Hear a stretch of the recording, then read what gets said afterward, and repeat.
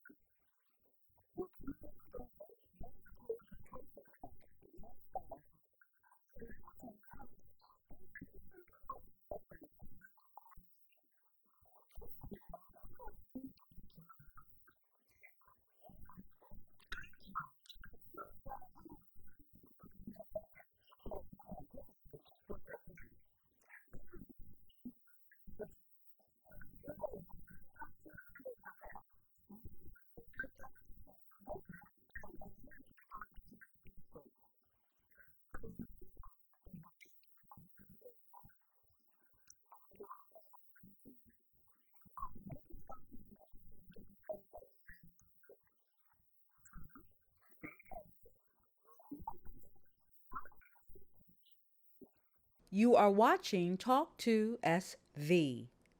Talk2SV is brought to you by Bay Area Business Roundtable, Bay Community Fellowship, Berkeley Repertory Theater, Law Offices of John L. Burris, East Oakland Leadership Academy, Global United Fellowship, Lend a Hand Foundation, Lifelong Medical Care, W San Francisco. It starts with a conversation. I thank everyone out there who supported me over the years, and I have too many stories to tell to reflect just on one as to the highlight of my career. When you started 25 years ago, what were your hopes and dreams? How many of them have you realized? What are your new hopes and dreams?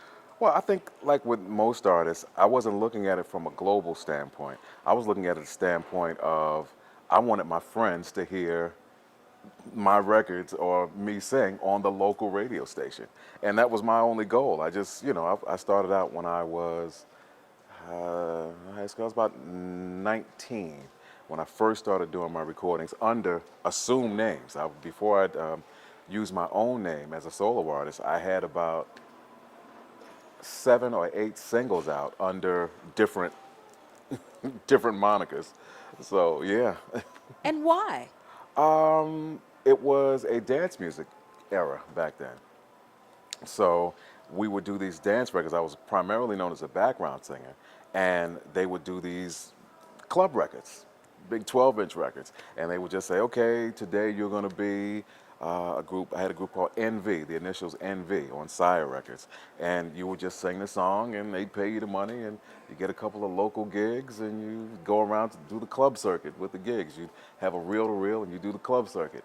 Then 6 weeks later, they would do another single, and they'd make up another name. Okay, this week you're going to be Wally Jump Jr. and the Criminal Element, and that's who I was. And then we put a record out. There was an answer record to Gwen Guthrie's Ain't Nothing Going On But the Rent. We released a song called Ain't Gonna Pay You One Red Cent. Yeah, so the things you have to do in order to get to your solo career. But those were the things that shaped me into the singer that I am today. I'm holding back the laughter. Well, It's okay. It's all right. It was funny. It happened. speaking of funny, you have quite a sense of humor. How often do people get a chance to see this side of you? If you come see my shows, you see it every night. I think that shows like this are very important because they get to see the artist, the person. Normally when someone sees you on stage, they're looking up at you and they always feel they look at you in that way. And I'm just a regular guy that just has a job that I really enjoy doing, and people seem to like what I do. So it's just a job to me. I'm just a regular guy. I just happen to sing. Speaking of shows, we're catching up with you on the eve of the Sunset Jazz Festival. Yeah. Groovy name, a great atmosphere. What are your thoughts about this particular music event? It's amazing. It's a great lineup. I know that after I finish singing, I'm going to go sit out in the audience and enjoy the other artists that are participating. I've never had the pleasure of seeing Mary Mary, and they're on the show as well. I've met them, but I've never seen them perform up close and personal, so I'm very excited about that. And I'm grateful to be working, so it's an opportunity for me to be able to get some mortgage money, some food money for my children. We're doing really bad. And just an opportunity to work. I describe this movie as a sexy criminal psychopath who seduces a sexy, lonely housewife. All right. From that, we get tension, temptation, and trouble in her once happy home. Wow. How do you describe it? I can't describe it any better. Yeah, how do I top that? You should sit over here. Let me interview you.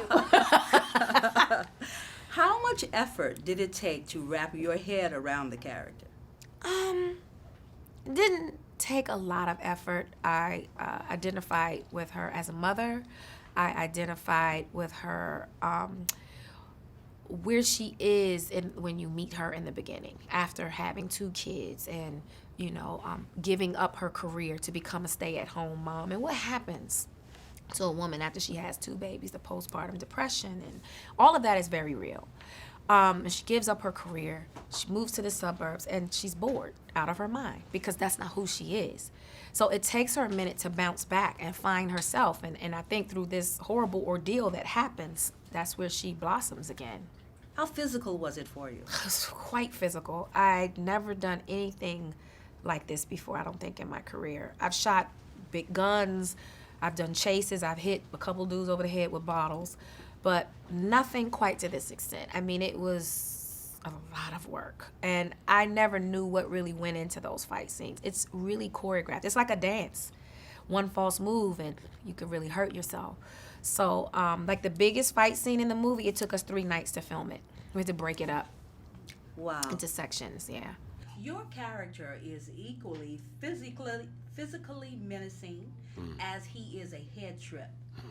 How much effort did it take for you to wrap your head around the character, Colin? We spent a lot of time on the script prior to actually making this film. As producers, Taraji and I just looked at what was the elements of the film we liked, what elements of the character did we want to keep, expand, deflate. And, so I got a long time with Colin.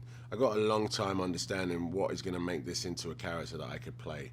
I wanted to challenge myself as an actor, but I also wanted to, make a relatable character, someone that, my audience, I hope you've seen a bunch of my films, and I hope that this was a surprise for you. Like, oh, whoa, I didn't expect it just to be that medicine. So that's something that we try to defend in this. There is yet another character with both you and Taraji, and I describe it as the eyes have it. There's a backstory in both of your eyes. What backstory do your eyes carry?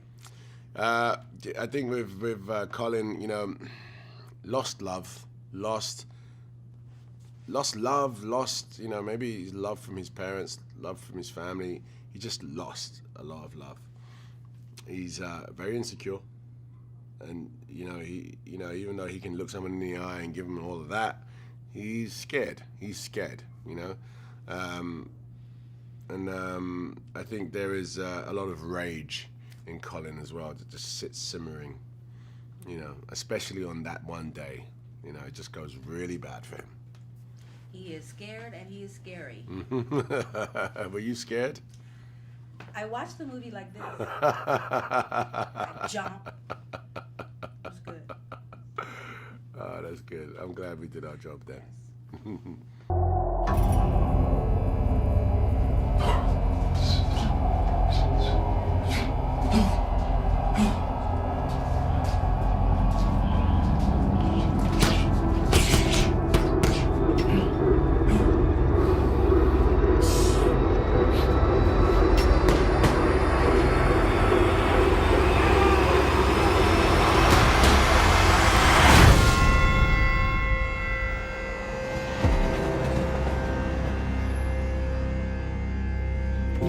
not built for this. These boys coming here, they gotta fight for life. People die in the ring. Your daddy died in the ring. I don't know him. Ain't got nothing to do with me. I've been fighting my whole life. It's not a choice for me.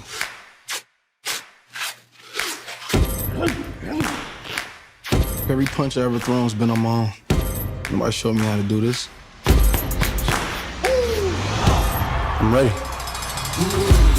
Sick eyes from the nose pressure. Actually slip zip ties on the protesters. 6 wives in the fry of a mold weather. Medic caviar bar out in Odessa. Dirty needles breaking all the old records. 100 holes, 1 shovel and some old treasure. Old seat used teeth as a gold tester. Figaro's finger waves closet full of old lovers. This picture's from the 10th round of the first fight, right? I heard about a third fight between you and Apollo. Behind closed doors. Is that true?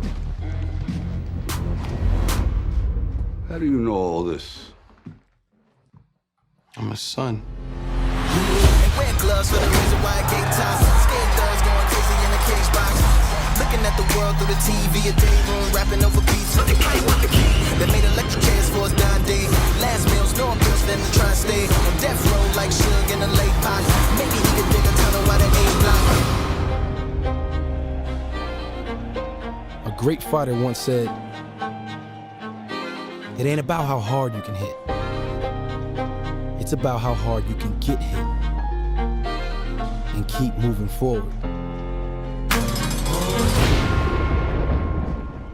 See this guy here? That's the toughest opponent you're ever going to have to face. I believe that's true in the ring, and I think that's true in life. Now show me something. It starts with a conversation. Selected for your accomplishments and for your work ethic, who inspired you to become Dee Johnson? My mother, who taught me at a very, very early age how important it was to help others no matter how little bit we had. It was always people coming in and getting that half a sandwich or whatever, some soup, someplace warm. She did that at a very, very, very early age in my life. And I never forgot that. So it's so important. When you see somebody else down, don't hold them down, to lift them up. And if that means just giving them a sandwich or something to drink, do that. So the name of your organization is Lend a Hand, and you grew up watching your mother lend a hand. Absolutely. My mom and my grandmother, I'll never forget it, always helping. My grandmother, there was a lady across the street who needed a babysitter. This is one of those stories. And she brought the baby over. My grandmother had nothing for the baby, but she made her a bed out of a drawer, put some padding in it, not knowing that that 2-hour babysitting job was going to be for like a whole month. And then finally, my grandmother had to turn her over to, you know, the service. She tried everything she did to locate the mom, but she continued to make sure that the child was taken care of. So she really inspired me too, as well. Women bring a very interesting dynamic to the workplace as well to many arenas. What characteristics set you apart? Oh, I am so passionate about what I do. I was a foster parent for 9 years. I became ill, and once I recovered, I said, oh wow, the Lord left me here for a reason. So that's when I started the Lend a Hand Foundation, so that I could be that vessel or that, you know, person that could help to make sure that the youth got what they actually needed. Because coming up poor, you know, not having things is just something that you just should do. You should give. I think that if everybody gives a little bit, we'll all have something. You have demonstrated a passion for excellence as well. What advice do you offer to others looking to make a mark on this world? To stay focused. Just stay focused. Whatever your dream, your passion is, stay focused on that. And you can do it. No matter what somebody tells you that you can't do. If you have that passion, just stay focused. Dee Johnson, I know you to be a very hardworking woman. I know that you do lend a hand as often as you can. Given the demands of your work, what do you do to bring balance to your life?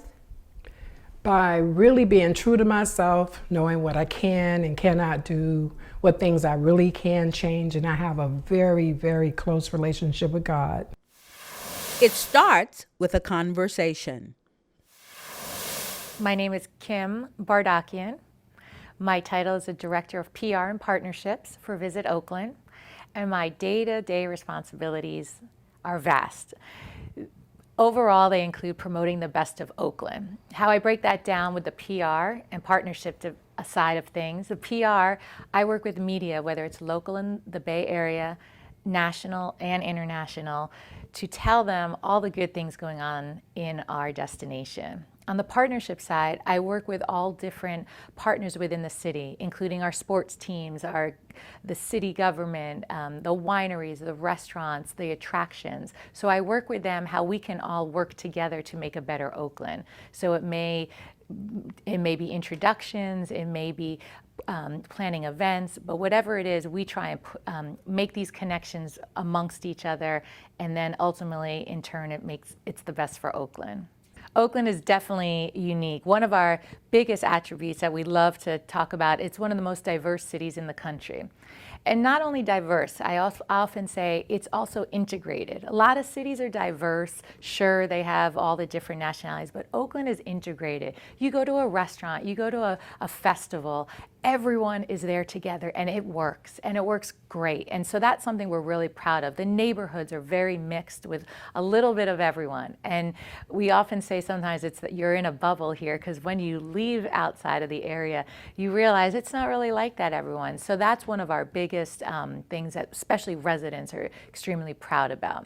Other things that are unique to Oakland, the proximity in the Bay Area, it's smack in the middle. So people can come in, we have an international airport, we have a ferry, we have Amtrak, the bridge, so we're smack in the middle, a transportation hub, and a lot of people come in and then they can go other places as well, but being right in the middle is a huge attribute to the city.